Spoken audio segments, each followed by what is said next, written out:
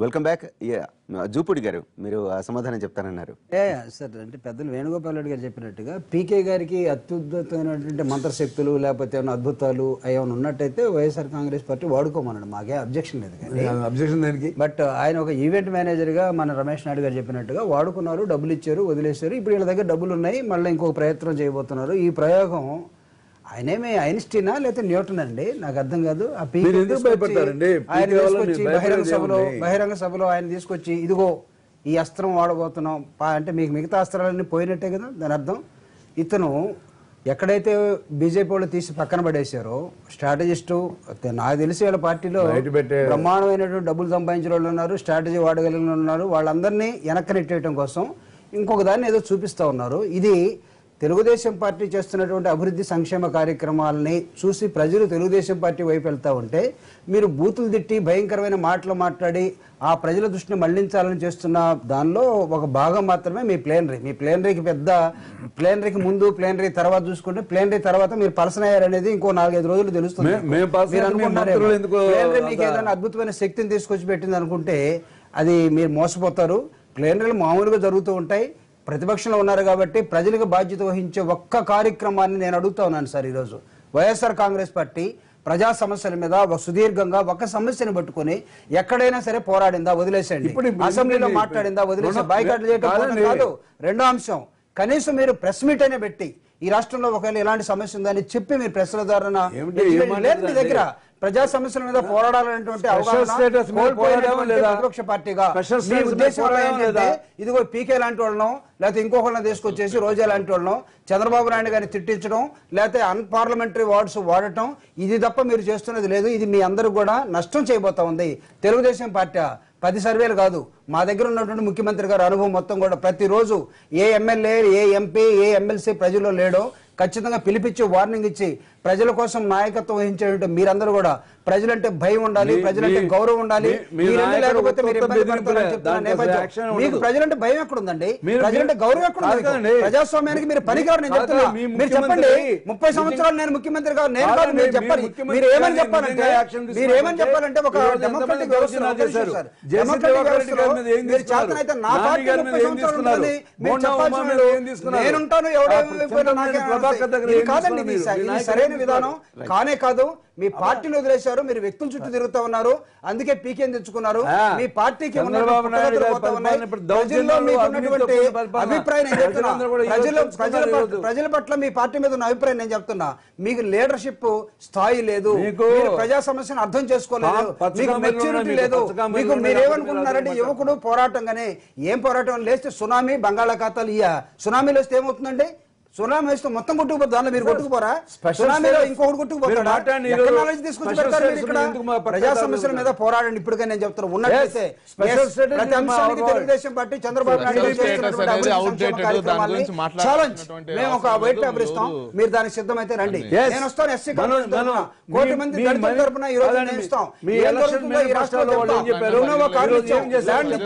Skill and employment చేస్తున్నాం. ఎక్కడైనా సరే బిలో పావర్టీ తీసుకురావడానికి ప్రయత్నం జరుగుతుంది. ఆలోచన విధానం లేకుండా ఉండండి సార్. ఏర్లా పోయినా మేము చెప్పేది, మేము ఒక ఆలోచన విధానం మీకు లేకుండా ముఖ్యమంత్రి కావాలి. ఎన్ని సంవత్సరాలు అవుతారండి? 2014 ఎన్నికలు అయిపోతే 19 అయిపోతే 24 మేము ముఖ్యమంత్రి పాట పాడుకుంటే ఇదేమన్నా హరిదాస్ పాటలా పాడుకోవడానికి సంక్రాంతి అనుకున్నారా? ఏ విధంగా మాట్లాడతారు? మీరు ఒక రాజకీయ పార్టీ చేయాల్సినటువంటి ఆలోచన మీరు మర్చిపోయి మీ స్వతంత్రంగా మీకు ఆలోచన లేదు. ప్రజా సంక్షేమ మీ పార్టీలో మీరు తెచ్చుకున్న ఈ పీకేని కొత్త నినాదం మొత్తాన్ని పీకేసి మిమ్మల్ని అందరినీ తోసేసి రేపు ఆంధ్రప్రదేశ్ లో నష్టం చేయబోతున్నారు. దాన్ని తీసుకోండి. రుద్రరాజు గారు మీరు చెప్పండి, నిజంగా 9 సంక్షేమ పథకాలు ఏవైతే ప్లేనరీలో అనౌన్స్ చేశారో ఇవి నిజంగా రాష్ట్ర గతిని మార్చే విధంగా ఉన్నాయని చెప్పి వాళ్ళు అంటున్నారు. ఎంతవరకు ఇది? బేసికల్ గా ఏ అపోజిషన్ రాజకీయ పార్టీ అయినా కూడా ఒక ఆచరణకు సాధ్యమా కాదా అనేటువంటి చెప్పడానికి నేను నా పాజిటివ్ ప్లాన్ నేను చెప్తా. మేము కూడా కాంగ్రెస్ పార్టీ కన్స్ట్రక్టివ్ అపోజిషన్ గా ఉంది, వేరియస్ ఇష్యూస్ మీద పోరాడుతుంది. డెఫినెట్ గా మేము కూడా ఇప్పుడు గతంలో జరిగినటువంటి పరిస్థితుల్లో కాంగ్రెస్ పార్టీకి ఈ రాష్ట్రంలో జరిగినటువంటిలో డివిజన్ అనేటువంటిదే ఒక ఇష్యూ. గడిచినటువంటి 2004 నుంచి 14 వరకు రాజశేఖర రెడ్డి గారు ముఖ్యమంత్రిగా ఉన్నా, రోసే గారు ఉన్నా, కిరణ్ కుమార్ రెడ్డి గారు ఉన్నా, ఈ రాష్ట్రంలో జరిగినటువంటి అభివృద్ధి సంక్షేమ కార్యక్రమాలు అన్ని ఎప్పుడు కూడా జరగలేదు. అన్ని స్కీమ్స్ కూడా యూపీఏ 1 యూపీఏ 2లో కూడా కూడా ఈ దేశంలోనే ఎప్పుడు జరగని విధంగా రిఫార్మ్స్ తీసుకురావడం, ఫుడ్ సెక్యూరిటీ యాక్ట్ కానీ, రైట్ టు ఇన్ఫర్మేషన్ కానీ, రైట్ టు ఎడ్యుకేషన్ కానీ, వండర్ఫుల్ స్కీమ్స్ అన్ని తీసుకుని వచ్చారు. సో జరిగినటువంటి 14 ఎన్నికల్లో డివిజన్ అనేటువంటిది పెద్ద ఇష్యూ జరగడం మూలాన్ని, సెంటిమెంట్స్ ఎమోషన్స్ మూలాన్ని ఓడిపోయినటువంటి మాట వాస్తవం. ఇప్పుడు జనరల్ పబ్లిక్ పర్స్పెక్టివ్ ఎట్లా ఉందంటే, ఈ రెండు పార్టీల కన్నా కూడా కాంగ్రెస్ పార్టీ చాలా బాగుంది, మేలైనటువంటి అపోజిషన్గా ఉంది. ఓడిపోయిన రోజున దగ్గర నుంచి మాకు ఒక ఎమ్మెల్యే లేకపోయినా, లోక్సభలో సభ్యులు లేకపోయినా కూడా స్పెషల్ కేటగిరీ స్టేటస్ దగ్గర నుంచి అన్ని ఇష్యూస్ మీద మేము పోరాటం చేస్తున్నాం. ఈ రాష్ట్రంలో మేమే ఛాంపియన్స్. దాన్ని ఫస్ట్ రఘువీరారెడ్డి గారి నేపథ్యంలోనే దాన్ని తీసుకొచ్చి మేము పెట్టాము. అన్ని కలెక్టరేట్ల దగ్గర ధర్నాలు చేసాం, అన్ని పోలీస్ స్టేషన్లో కేసులు పెట్టాం, కోటి సంతకాల ఉద్యమాన్ని చేయడం జరిగింది. ఢిల్లీ తీసుకెళ్లాము, రాహుల్ గాంధీ గారు, సోనియా గాంధీ గారు, మన్మోహన్ సింగ్ కూడా ఒప్పించి వాళ్ళ సంతకాలు పెట్టించి దాన్ని చేసాం. పార్లమెంట్లో ఇష్యూ చేసాం.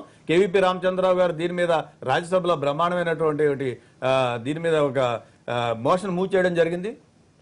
ఇవన్నీ జరిగిన తర్వాత డెఫినెట్ గా స్పెషల్ కేటగిరీ స్టేటస్ వస్తేనే ఈ రాష్ట్రంలో అభివృద్ధి జరుగుతున్నటువంటి వీటిలో కాంగ్రెస్ పార్టీ ఇప్పటి వరకు ప్రధాన ప్రతిపక్షంగా, నిన్న చాపరా ఇష్యూ జరిగినా కూడా, వెస్ట్ గోదావరిలో జరిగిన దళితుల మీద జరిగినటువంటి దమనకాండకి వ్యతిరేకంగా కూడా కాంగ్రెస్ పార్టీ ఇమీడియట్ గా టీమ్స్ వెళ్ళడం కానీ, చాపరా దాకా కూడా వెళ్ళి మేము వాళ్ళందరినీ కన్సోల్ చేయడం రావడం జరిగింది. అధికారం లేకపోవచ్చు, మా దగ్గర మేము ఉన్నటువంటి స్థాయిలో మాకు ఇది లేకపోవచ్చు, కానీ ఇష్యూస్ స్పందన మీద మాత్రం కాంగ్రెస్ పార్టీ చాలా బాగా చేస్తున్నటువంటిది జనరల్ ఫీలింగ్ ప్రజల్లో ఉంది. అట్ ది సేమ్ టైం గడిచినటువంటి 10 సంవత్సరాల్లో పెర్ఫార్మెన్స్ బాగుంది, గవర్నెన్స్ బాగా ఇచ్చారు, బాగా మంచి స్కీమ్స్ పెట్టారనేటువంటిది కూడా ఉంది. డెఫినెట్ గా కాంగ్రెస్ పార్టీ కూడా ప్రధానమైనటువంటి భూమికను పోషిస్తుంది. మనం 19 ఎన్నికల్లో ప్రధాన ప్రతిపక్షంగా వాళ్ళు అనుకున్నప్పటికీ కూడా, రూలింగ్ పార్టీగా తెలుగుదేశం అన్నప్పుడు కూడా కాంగ్రెస్ పార్టీ ప్రధానమైనటువంటి భూమికను పోషించేటువంటి పరిస్థితి ఉంటుంది.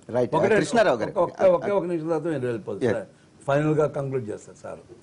ఒకటి, ఆయన వైసీపీ అసలు ఏం చేసింది, ప్రజా ఉపయోగకరం చేసిన ధర్నాలు చేసినట్టు ఈ ప్రత్యేక హోదా మీద ఢిల్లీ దాకా పోయి కూడా ఢిల్లీలో ధర్నాలు చేసాం, ఇక్కడ అనేక సార్లు చేసాం.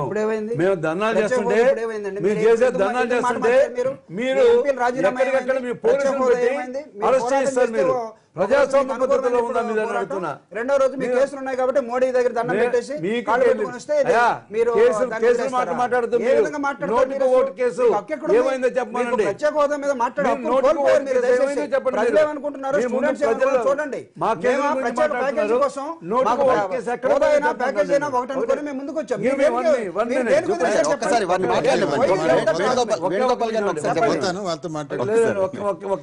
అసలు మీరు ప్రత్యేక హోదాని కేసులు అంటున్నాడు. ఓటుకి నేటి కేసు ఏమైందండి? అంత పచ్చిగా కేసులు ఉన్నాయి. రైతుల యొక్క సంక్షేమం మీద అనేక సార్లు మరి స్వయంగా జగన్మోహన్ రెడ్డి గారు ధర్నాలు చేశాడు.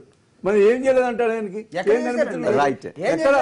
వైజాగ్ లో చేశాడు, విజయవాడలో చేశాడు,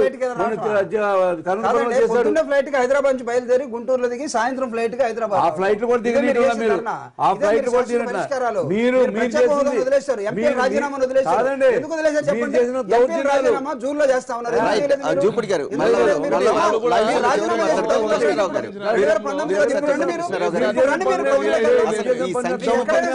దౌర్జన్యాలు, అవినీతి పెరగడం తప్పితే ఏమి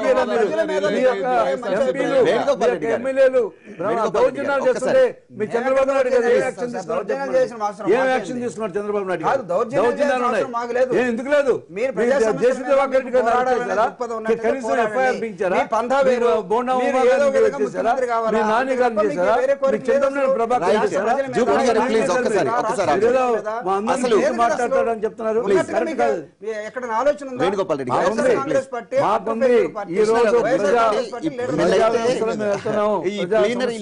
సంక్షేమ పథకాలని చెప్పారు. ఇన్ని కోట్ల రూపాయలు మేము ఖర్చు పెట్టాం, ఇన్ని కోట్ల రూపాయలు ఖర్చు పెట్టబోతున్నాం అని చెప్తున్నారు. తెలుగుదేశం పార్టీ కూడా ఇవన్నీ ఆల్రెడీ మేము పెడుతున్న సంక్షేమ పథకాలే, వీటినే మరింత ఇంప్రవైజ్ చేసి మాట్లాడుతున్నారు. కానీ ఆచరణ సాధ్యం కానీ చాలా ఇస్తున్నారని చెప్తున్నారు. అసలు తీసుకున్న ఈ తీర్మానాల్లో ఎలా అనిపిస్తుంది?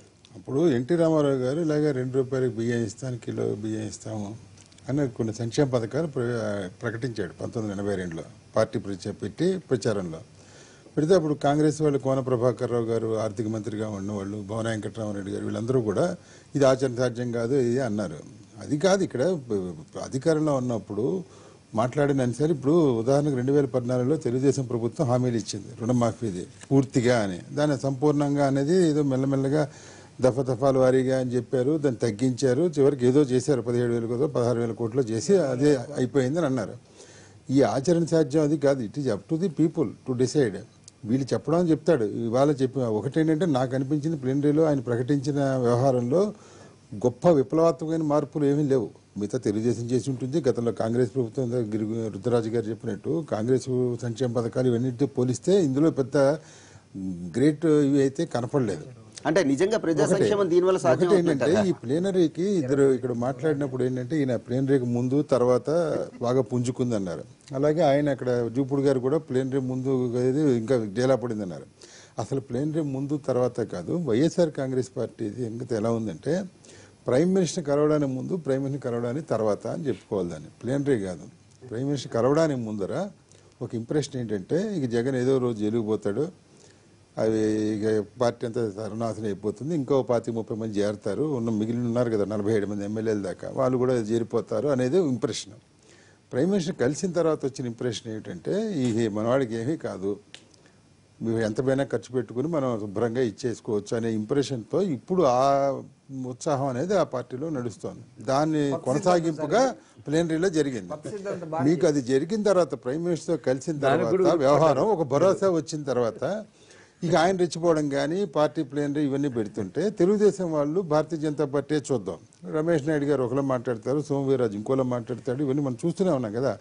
వాళ్ళ వ్యవహారం ఎలా ఉంది, ఎవడు బాగుంటే ఆ రోజు వాళ్ళతో పోదాం అన్నట్టుగా వాళ్ళ ఇది ఉంది. ఆ మాట కూడా అన్నారు వాళ్ళు, ఇది నేనంటున్నది కాదు, మేము ఇప్పుడేం డిసైడ్ చేయడం లేదు, పొత్తులు గిత్తులు అనేది మేము ఎలక్షన్లో ఎవరు బాగుంటే పోతాం, వాట్ ఈజ్ రాంగ్ విత్. ఇప్పుడు స్టార్టింగ్ కూడా ఆయన నథింగ్ రాంగ్ అని కూడా అంటున్నారు కదా. సో ఇది ఈ ఆస్పెక్ట్ అయితే ఇక్కడ ఆంధ్రప్రదేశ్ సంబంధించి ఇక్కడ ప్రభుత్వం ప్రతిపక్షం చంద్రబాబు నాయుడు గారు గతంలో 5 ఏళ్ళు, ఈ మధ్యకాలంలో 10 ఏళ్ళు 15 ఏళ్ళు ప్రతిపక్షంలో ఉన్నారు. అప్పుడు ఏమైనా ఈ కాంగ్రెస్ పార్టీకి ఆనాడు అధికారంలో ఉన్నప్పుడు దానికి సహకరించారు? ఏదైనా ఒక్కటి సరిగ్గా ఫలానా దాన్ని మేము సహకరించడం ఏంటి? సహకరించే ప్రశ్నే ఉండదు. ఇది వ్యవహారం కాంగ్రెస్ తెలుగుదేశంగా చీలిపోయింది. ఇప్పుడు వైఎస్ఆర్ కాంగ్రెస్ పార్టీ తెలుగుదేశం పార్టీగా మొత్తం రాష్ట్ర రాజకీయం అంతా చీలింది. ఇంకా దీనికి కులపిచ్చ కూడా ఉంది. కులపిచ్చ మళ్ళీ కులాభిమానం కాదని చెప్పేది. కమ్మారెడ్డి వ్యవహారం అనేది చాలా దారుణంగా ఈ ఆంధ్రప్రదేశ్ 13 జిల్లాల్లో నడుస్తోంది. ఇంత పిచ్చ అంత పిచ్చ కదా, ఈ పిచ్చ చాలా హైట్ కూడా వెళ్ళింది. దాని కొనసాగింపుగా ఇక్కడ నడుస్తున్న ఈ కులాల పోరాటం ఈ వ్యవహారంలో మనం దీనికి పెద్ద రాజకీయం, దీంట్లో పెద్ద సూత్రాలు ఇది అనేది మనం చూడవలసిన అవసరం లేదు. ఎవరు వివరిస్తారా అనేది అల్టిమేట్గా ప్రజలు నిర్ణయిస్తారు. కానీ ఇప్పుడు ఆయన ప్రతిపక్షం అప్పుడు మీరు సహకరించారా, ఇప్పుడు ఈయన సహకరించడం ఉండదు. ఎప్పుడు ప్రతిపక్షం ఎప్పుడు పెట్టినా మహానాడులు జరిగాయి. నేను ఉన్నప్పుడు ప్రతిపక్షంగా ఉన్నప్పుడు తెలుగుదేశం ఎప్పుడు ఆ తీర్మానం అది బాగోలేదు, కాంగ్రెస్ ఇది బాగోలేదని అంటారు తప్ప చాలా బాగున్నాయని వాళ్ళు ఎంత చేశారు. ఇదే పద్ధతిలో వీళ్ళు మొన్న మహానాడులో ఏమైంది, బికాజ్ రూలింగ్లో ఉన్నారు కాబట్టి మేము ఆ పథకం అంత బాగా చేసాం, ఈ పథకం అంత బాగా చేసాం అనేది సోత్కర్ష ఒకటి. జగన్మోహన్ రెడ్డి సహకరించడం లేదని మొత్తం మహానాడు 3 రోజులు జరిగిన వైజాగ్లో అంతా జగన్మోహన్ రెడ్డి మీద అటాక్. జగన్మోహన్ రెడ్డి జరిపిన ప్లేనరీలో అంతా చంద్రబాబు నాయుడు లోకేష్ మీద వాళ్ళు అటాక్. ఇది తప్ప ఇంక లేదు. ఇక ప్రశాంత్ కిషోర్ అంటే వాళ్ళకి పక్కరకు వచ్చినప్పుడేమో ఆయన పనికొచ్చాడు, సరే ఆయన పోయిన తర్వాత ఏదో ఇది అవుతుంది. ఇప్పుడు ఆయన ఇష్టం. ఇట్ ఈజ్ ఇందాక గిడుగు రుద్రరాజు గారు చెప్పినట్టు it's an internal affair of the party. ఆయన పీకేని తెచ్చుకుంటాడు, ఇంకెవరిని తెచ్చుకుంటాడో ఆయన తెచ్చుకుంటాడు. ఇష్టం ఉంటే ఆ పార్టీ వాళ్ళు ఉంటారు, ఆయన స్ట్రాటజీ అని నచ్చితే ఆయన చేసుకుంటాడు. It is up to that party. But ప్రజలకి సంబంధించి వ్యవహారం ఏంటంటే ప్రధాన ప్రతిపక్షంగా నువ్వు ప్రత్యేక హోదా వ్యవహారంలోనే ఇంకోటో నువ్వు మాట మారిస్తే మాత్రం తేడా వస్తుందని. ఉదాహరణకి జూన్లో రాజీనామా అన్న మాట ఆయనే. మేము జూన్లో జరిగే సెషన్లో, జూన్లో జరిగే సెషన్ యాక్చువల్గా జూలైలో జరుగుతుంది 17వ తారీఖు నుంచి. ఈ సెషన్లో నిలదీయడం వెంటనే రాజీనామా చేయడం అని చెప్పాడు జగన్మోహన్ రెడ్డి. ఇప్పుడేంటి ఎప్పుడైనా చేయొచ్చు అన్నట్టుగా ఇప్పుడు చెప్తున్నాడు. ఆ తేడా చూసుకుంటే ఈ ప్లేనరీ అనేది ప్రతిపక్షంగా వాళ్ళు చేసే వాళ్ళ తిట్లు వ్యవహారం ఎలా ఉన్నా ఏం చేస్తున్నారు అనేది కూడా గమనిస్తారు ఇటు వాళ్ళు కానీ అధికార పక్షం. ఎప్పుడైనా చేయొచ్చు అని చెప్పట్లేదు. రమేష్ నాయుడు గారు మీరు వినే ఉంటారు, కృష్ణారావు గారు అంటున్నారు ఎవరు బాగుంటే వాళ్ళతోనే కలిసి వెళ్ళడానికి బీజేపీ ఎప్పుడు సిద్ధంగా ఉంటుందని చెప్పి మీ నాయకులే అన్నారని చెప్పి. భారతీయ జనతా పార్టీ ఆంధ్రప్రదేశ్ లో రాజకీయ శూన్యత కావాల్సినంత ఉంది కాబట్టి మేము తప్పనిసరిగా స్వతంత్రంగా ఎదగడానికి ప్రయత్నం చేస్తున్నాం తప్ప మేము ఎవరు బాగుంటే వాళ్ళతో ఉండాలన్నటువంటి ఆ భావదారిద్ర్యంలో మేము లేము. స్వతంత్రంగా ఎదగాల. ఇంత మోడీ గారికి ఢిల్లీ నుంచి గల్లీ వరకు లేకుంటే ప్రపంచంలోనే ప్రపంచ అధినేతలందరూ కూడా హర్షించి ఆమోదిస్తున్నటువంటి క్రమంలో ఈడ కూడా పామర్లు సైతం మోడీ గారికి అభిమానులుగా మారినటువంటి క్రమంలో దాన్ని రాజకీయ పార్టీగా మనం ఏ విధంగా ఓట్ల రూపంలో మార్చుకుందాం అనేటువంటి క్రమంలో మేము ముందుకు పోతున్నాం. దానికి మాకున్నటువంటి వ్యూహాలు మాకున్నాయి. గ్రౌండ్ లెవెల్లో మేము ఆల్రెడీ వర్క్ స్టార్ట్ చేసాం. మేము ఎవరితో పొత్తులు పెట్టుకోవాలనేటువంటి అంశం 5 సంవత్సరాలకు ఒకసారి జాతీయ పార్లమెంటరీ పార్టీ నిర్ణయిస్తుంది. దాంట్లో కొన్ని విధానాలు ఉంటాయి. జగన్మోహన్ రెడ్డి గారు రేపు కోర్టులో అతని మీద ఉన్నటువంటి కేసుల నుంచి బయటికి రావాలి, సచివులుగా నిరూపించుకోవాలి. నిరూపించుకున్న తర్వాతే ఈ యొక్క ప్రశ్నకు జవాబు లభిస్తుంది, కృష్ణారావు గారు పెద్దలు చెప్పినట్టు. లేకపోతే వీళ్ళు బాగున్నారా వాళ్ళు బాగున్నారా చూపులు చూసేటువంటి ఆలోచన మాకు లేదు. కాకపోతే ఏంటంటే మాకు చంద్రబాబు నాయుడు గారితో గతంలోనూ ఇప్పుడు కూడా కొంత భావసారూప్యతతోటి కొనసాగుతున్నటువంటి మాట వాస్తవం. ఎస్ వేణుగోపాల్ గారు, అంటే ఇప్పుడు ఈ ప్లేనరీలు, ఇందులో ఉన్న తీర్మానాలు, ఇవన్నీ విషయాలు చాలా చెప్తున్నారు. కానీ అసలు రాష్ట్రంలో ఇప్పుడున్న పొజిషన్లో రాష్ట్రం అసలు గడ్డు పరిస్థితుల్లో ఉంది, చాలా ఆర్థికంగా చూసుకుంటే చాలా క్లిష్టమైన పరిస్థితుల్లో ఉంది అంటున్నారు. ఇప్పుడు ఇచ్చిన హామీలన్నీ కూడా ఇన్ కేస్ జగన్ ముఖ్యమంత్రి అయినా సరే ఎంతవరకు తీర్చడానికి అసలు ఆచరణ యోగ్యంగా ఉన్నాయి? ఒకటి ఇక్కడ చంద్రబాబు నాయుడు గారు ఎప్పుడు డబుల్ టాక్ ఉంటుంది. ఎక్కడన్నా వేరే దగ్గరికి వచ్చినప్పుడు మాత్రం వాళ్ళ పార్టీ మీటింగ్లోనో లేకపోతే ఎక్కడన్నా గ్రామాలకు వచ్చినప్పుడు మాత్రం డబ్బులు ప్రాబ్లం లేదు, మీకు ఎంత డబ్బు అని తీసుకొస్తాను, మీరు ఏదైనా చేసుకోమండి ముందుకు పోండి అంటాడు. మళ్ళీ ఇంకేదైనా మళ్ళీ క్యాబినెట్లోనూ ఇంకెక్కడన్నా ఉన్నప్పుడు మాత్రం మనకి చాలా క్లిష్ట పరిస్థితుల్లో ఉందని చెప్తాడు. సో అక్కడ 2 వైఖరులు చంద్రబాబు నాయుడులో ఉంటుంది. అయితే ఒకటి, ఇప్పుడు మేము ఇచ్చినటువంటి నవరత్నాలు ఏదైతే నిన్న ఇచ్చినటువంటి 9 ప్రజా సంక్షేమ కార్యక్రమాలు ఏదైతే ప్లేనరీలో ఇచ్చామో, మీరు అంటే నవ్వుతారు. నవరత్నాలు మీకు మీనింగ్ సార్, నవరత్నాలు అంటే ఏంటి అసలు?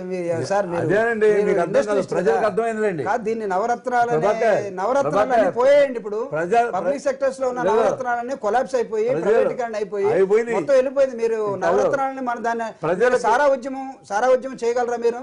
నేను అనుకున్నా పెన్షన్ మేము ఇస్తున్న 15,000 రూపాయలని మీరు డబుల్ చేసి ప్రజల్ని మీరు ఆశీర్లో వివరించే విధానం ఏదైతే ఉందో అది తప్పుడు విధానం. నవరత్నాలు ఇదిగో ఇదే ఇక్కడే కొలాప్స్ అవుతుంది.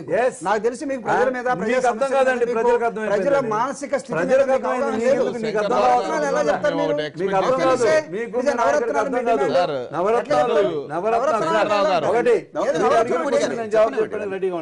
అడిగిన క్వశ్చన్ జవాబు చెప్పాను రెడీగా ఉన్నా.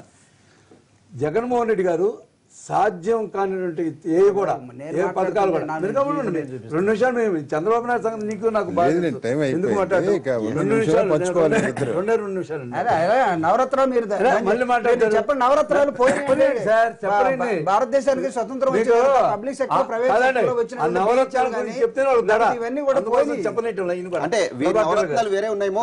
ఏ నవరత్నాలు వేరే అని చెప్పుకోండి. ఆ నవరత్నాలు మేము కొత్తగా వీళ్ళదేమో నవరత్నాలు, వీళ్ళదేమో నవనగరాలు, వీళ్ళదేమో 9 నగరాలు. ఒకటే నన్ను చెప్పనండి, ఒకటే ప్రభాకర్ వైఎస్ఆర్ కాంగ్రెస్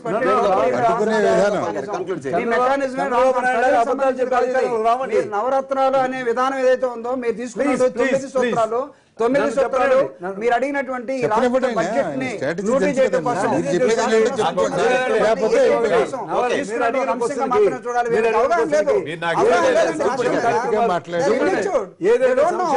చెప్పాడు. నేను 9 అవి అక్షరాలు తీరుస్తామని చెప్తున్నాం.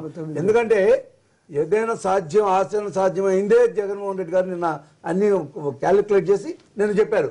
అదే ఆచరణ సాధ్యం కానటువంటి చంద్రబాబు నాయుడు లాగా అన్ని అబద్ధాలు చెప్పి అధికారంలోకి వచ్చే పద్ధతి జగన్మోహన్ రెడ్డి గారు.